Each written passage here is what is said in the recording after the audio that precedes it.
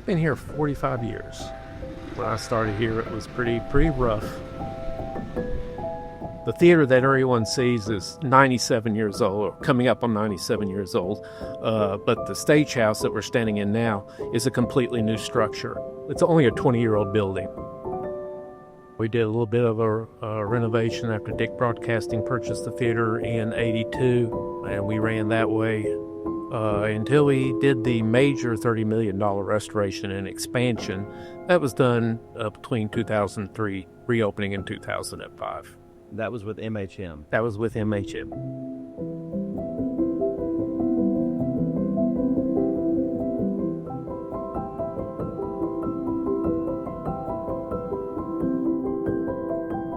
My father, he used to tell me, if you were serious about a girl, you took her to the Tennessee Theater.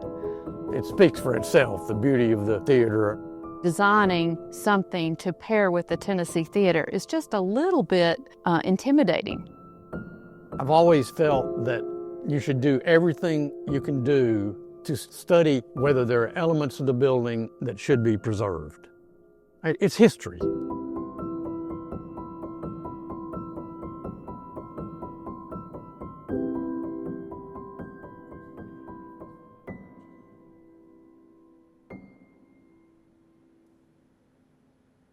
The paint, the plaster, the carpets, everything was pretty dusty and dingy. And so when we first started working with McCarty, Holsapple McCarty, we wanted to solve those problems. I still remember my first meeting with Doug McCarty. It was actually on September 11th, 2001. Everyone knows what happened. The office shut down. We had one TV. The 30 employees were around the TV watching what was going on. So I thought, I'm not doing any good at all. So I called Tim Burns and say, Tim, you've been saying that you would give me a tour of the Tennessee Theater. Can you do it today? He said, come on over.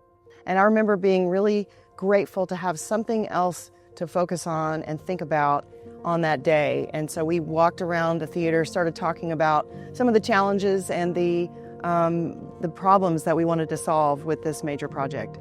There was a real problem with the stage. The 25-foot stage was nothing like what it needed to be, and also the height was much too low. There were two solutions. One, to leave the theater as it was, renovate it, make it beautiful. Their other solution, I was comfortable enough that it could work, that we presented the cantilevered solution. So basically half the stage, about 16 foot of the stage, is cantilevered over State Street. And that basically is one of the reasons, other than the strong team, that we won the project. And they paid very specific attention to how the building looked in 1928. The carpet selection, which is an exact replica of the 1928 carpet, the curtains, the draperies, the details in the chandeliers, all of those details really demonstrated that MHM cared about the smallest detail and knew that those details were going to be noticed and appreciated by the patrons. When people walk through the facility, I think they can sense that, yes, this is the original theater. A historic restoration is different than designing a new facility within a historic context sometimes, such as the 612 building that we're currently working on. We want to do more and more to serve the community and make sure that we connect this theater with more people. We also would love to have separate spaces for receptions and pre- and post-show gatherings, things like that. So way back in 2017, we learned of property that was available in the building at 612 South Gay Street. The 612 building nearly touches the Tennessee Theater building and interestingly aligns with the floor levels that are here. So that building will connect with the Tennessee Theater and will offer them some of the elements they don't have in this historic structure, like event space, education space, office space. We took elements of color, texture, form, and tried to layer those in a modern way, because when we design something new adjacent to an older structure, it's really important that we're not trying to mimic anything, that we're designing in an authentic manner that is modern to 2025 or whatever year we're designing in, that respects the historic era of what we're designing, but it has a life of its own, and it's complementary but not duplicative. We haven't even thought about all the ways that this expansion and this theater will be able to serve the community in its second century. We just know that's going to open so many doors for the activities that we currently do. It's going to improve those experiences for both the patrons and the artists.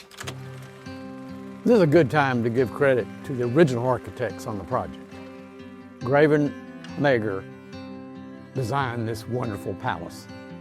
But I think that this renovation has been one of the core reasons that downtown Knoxville has grown and been so successful through the years. Downtown is a city's identity. When you're in the suburbs, it's all the same. When you get to downtowns, that's where the historic buildings are the individual identity of a city. I think preservation is so important.